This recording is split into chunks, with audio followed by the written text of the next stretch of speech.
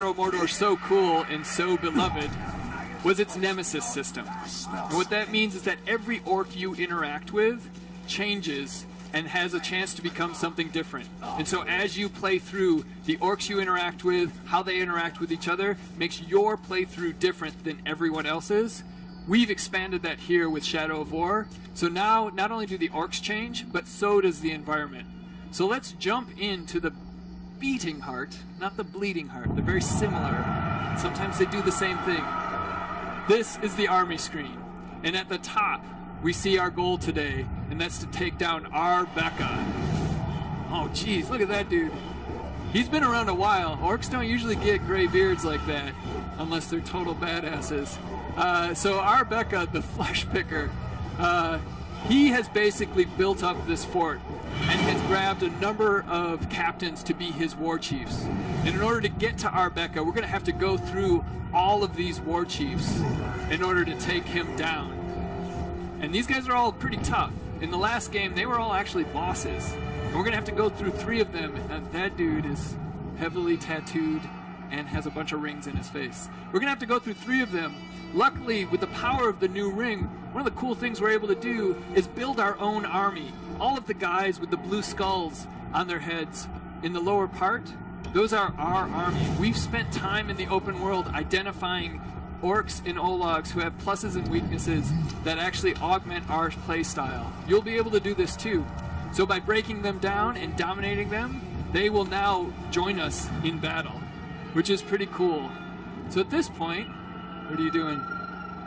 You're gonna do a, you're looking at marking a target.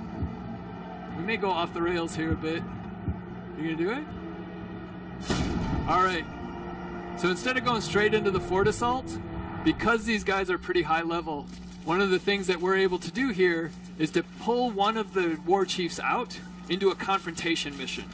So normally we would just go straight into the fort assault, but because we're on stream, and because we like all you guys, and because Peter's in the back row, we're doing a confrontation mission. And that means we're gonna pull this war chief out, take him down. These Ologs are pillars of the war chief's forces. Topple them. Get a little help from Celebrimbor. And we can now reduce the war chief level by 1.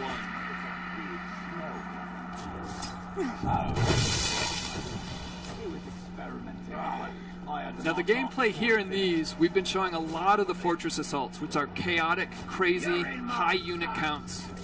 The gameplay here is very similar to the Shadow of Mordor gameplay, but with all of the expanded systems that we've added to Shadow of War. Dragging some new categories. In this case, she has to kill 5 of the Ologs as her primary mission. And she has a secondary submission of getting 3 aerial ranged kills. Do you want to go back into elf vision so we can see the Ologs again? Alright, so each of those yellow guys is one of them that we need to kill. Oh, and there's 2 right there. It's awesome. Charge shot. So by blowing up that grog barrel with a poison charge shot, she has lit all of these guys on Bane Fire, which does both poison and fire damage. And then she drops flies on them. Brutal.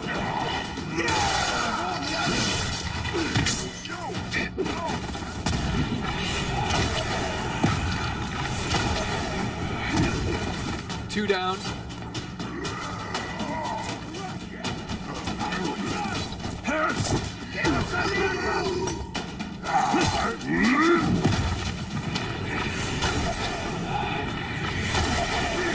Nice. 3 down. There's 2 more off in the distance. Oh, there's 2 down. Right now, this outpost is on high alert, so letting it calm down a bit might be good. Or just go at it.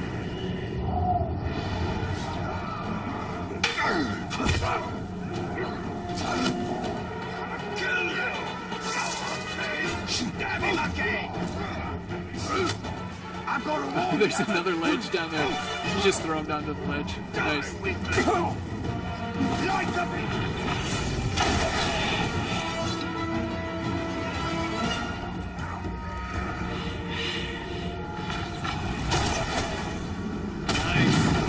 That is aerial range, a new addition to range mode.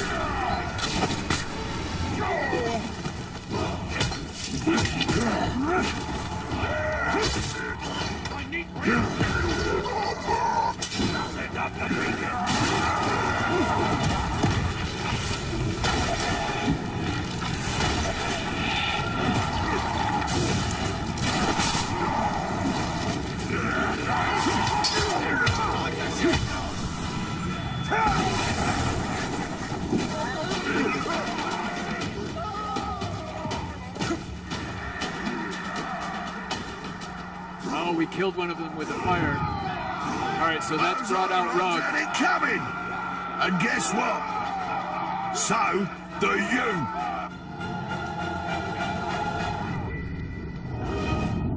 So what Ellie's doing here, she's getting his vulnerabilities and strengths, and this is how she's determining how she's going to attack him.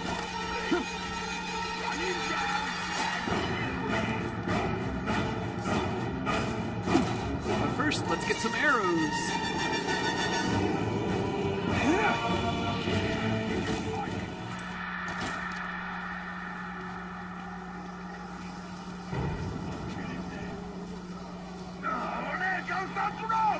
He's by himself. Nice.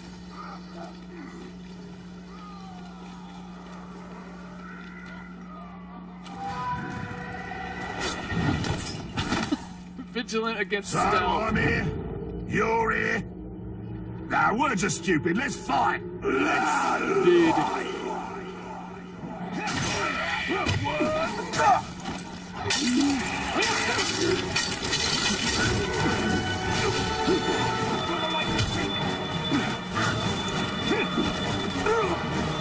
Where did all these guys come from? An ambush! All of a sudden this got harder. Time to the alarm for. Yeah.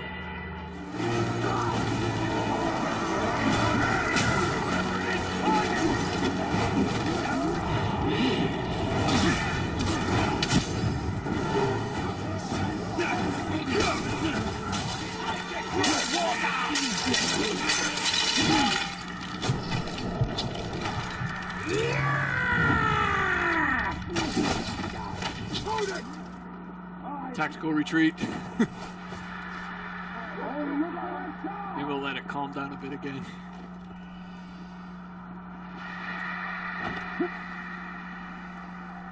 Some more arrows.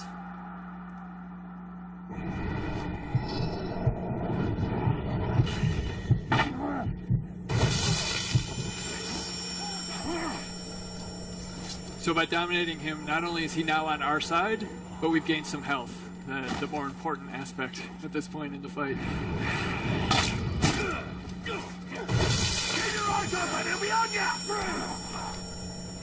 Shadow Strike Dominate. Whatever this thing is, I'm eating it. Go check over there.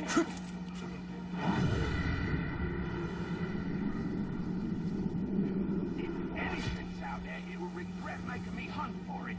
Vigilant to stealth. You cannot stealth him. What are you gonna do, Ellie?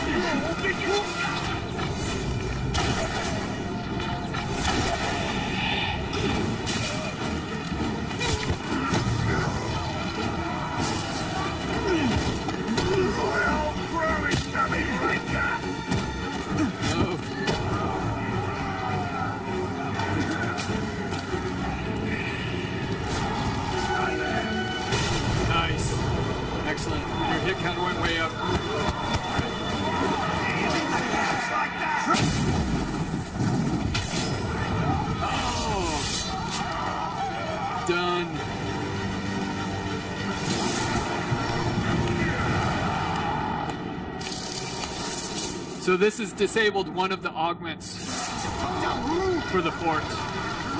The other cool thing that we've done in Shadow of War that we've added is a complete gear and loot system, and each of these guys is going to drop awesome goth Talion. That's fantastic. Each of these guys drops a cool piece of gear or loot depending on their level and depending on your interaction with them. In this instance, Rug the Vile has dropped some Gondorian armor, all black and awesome. On top of that, gear of a certain level has a number of unlock challenges that makes the armor even more powerful.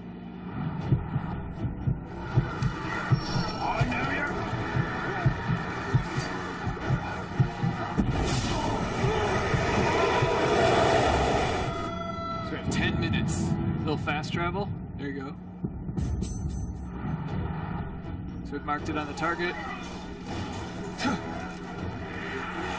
Let's get out of here and start that mission. They fancy themselves to be tamers of beasts. Their beasts won't stop us from taking their fortress. It won't. And we're about ready to go do that. Thanks, Celebrimbor.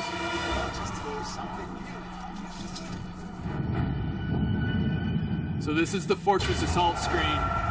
And we see now, on the left-hand side, is our army.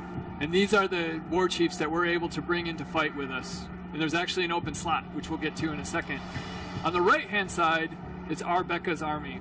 And each of his war chiefs brings an augment to this fortress. And we've actually taken by taking the last one out, that's one less thing that we're going to have to deal with when dealing with this fortress.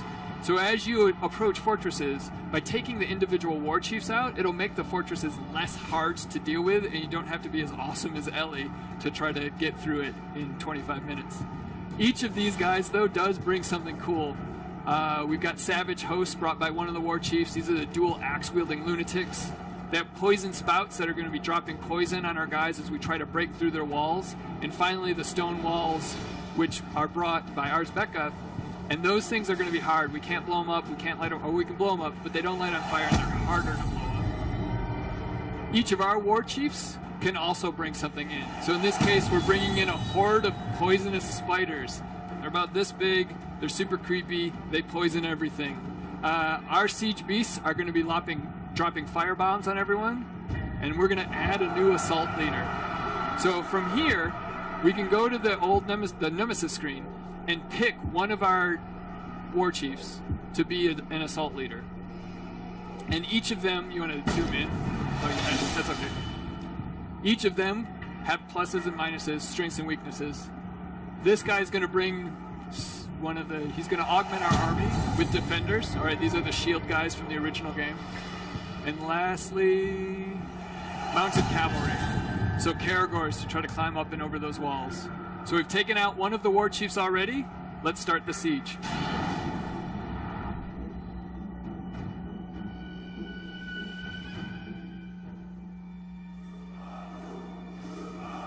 Awesome. And the war chief we took out means that we don't have to deal with any of their siege beasts, their catapults. It's fantastic. Also, we have sweet armor. Look at the armor. We need to do this more often. I want more sweet armor. This is the grand conquering army? I've thrown feasts with more warriors. Our seething hordes will rip the flesh from your bodies. Bloody bits of your carcasses will be thrown into the air and fought over by ravenous beasts. We charge when you command. Anybody get all that? I got distracted thinking about what I'm going to do to him!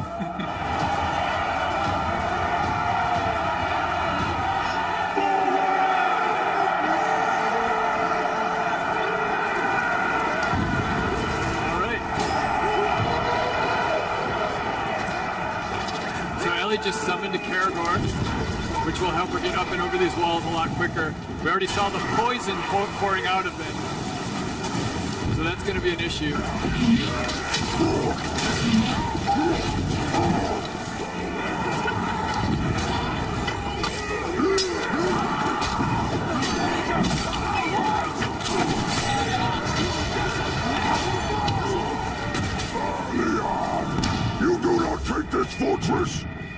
place where I brew all best grog!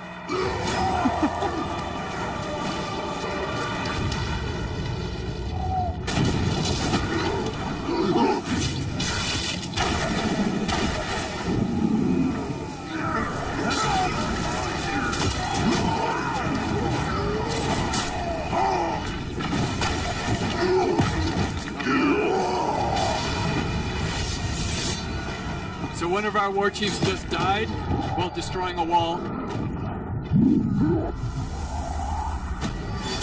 While we were getting our butt kicked from this old guy.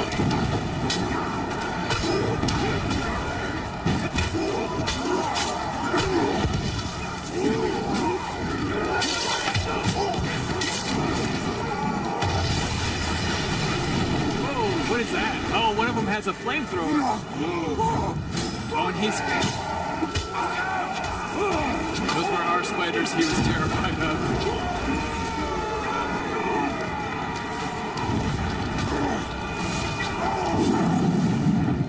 Alright, we can capture this victory point, but there's still a war chief we have to deal with.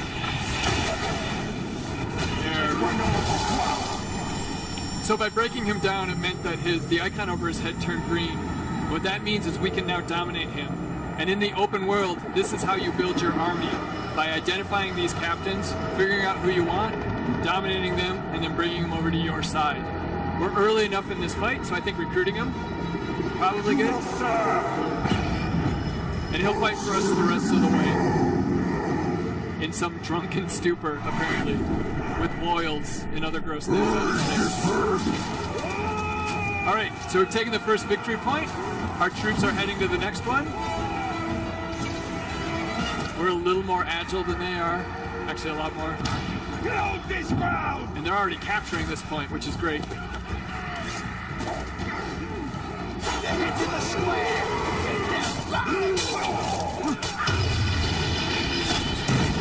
Is that our dude with the flamethrower? That's awesome.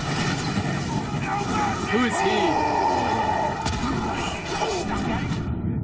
Urdog the Blast, of course. Grenades and flamethrowers. Well, this is the nice thing about taking out one of the war chiefs, that these things are way easier to deal with.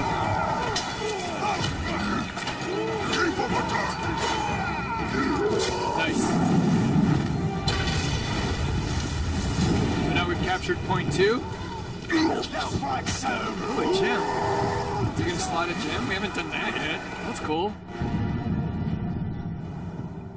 So this is the gem system, and it basically, these are augments. Do you have enough to unlock? Sweet. So we can unlock a space in each of our pieces of gear, and then we can slot the gems.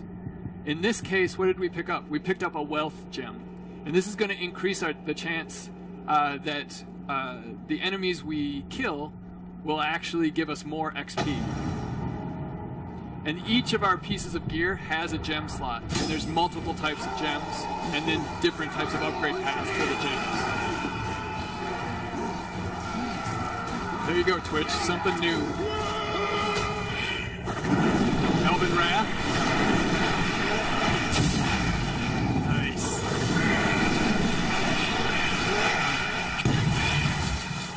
So she had upped her Wrath meter, which unlocks Elven Rage. And a whole bunch of other stuff.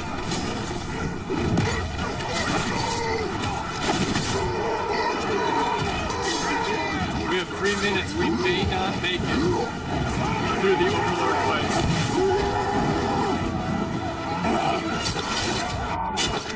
That dude did not want us to help our guy. Your time is over!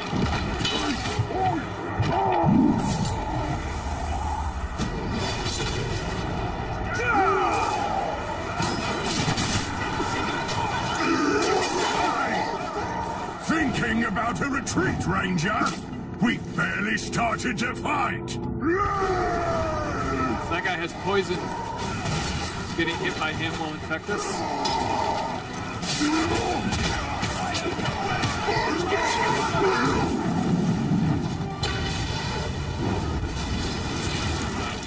So by capturing all 3 points, it opens up the Overlord lair.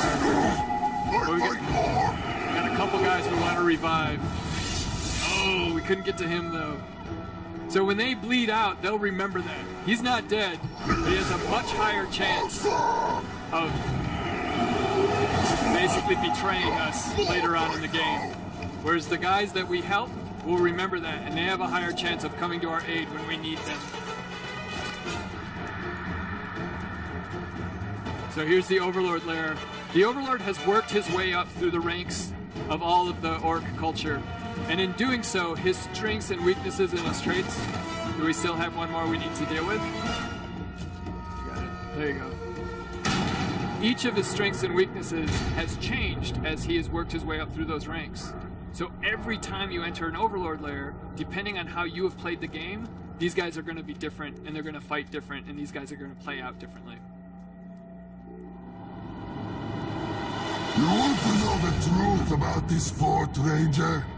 It's really quite small. And Mordor is very large. It teems with orcs. So many, I don't know how you could even count them. One head at a time. It's a good way to count. Teeth. There's a lot of detail on the teeth, let me tell you that.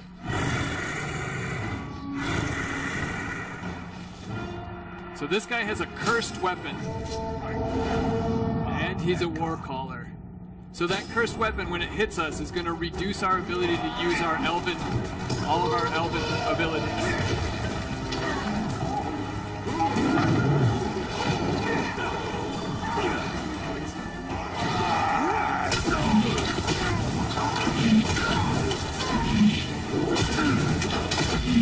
"24 seconds. We're going to have to bail."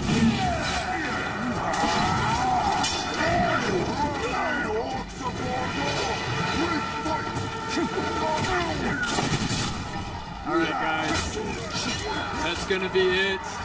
I don't think we're gonna be able to get this guy in time, Ellie. Nope.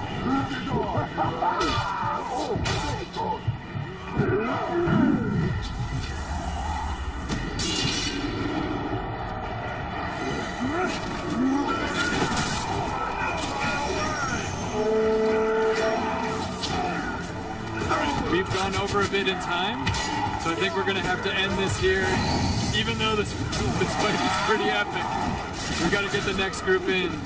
So you guys, thank you very much for coming to the presentation. Sorry we couldn't get through it all, but they're all different all the time. Allie, thank you very much. Have a great day at E3.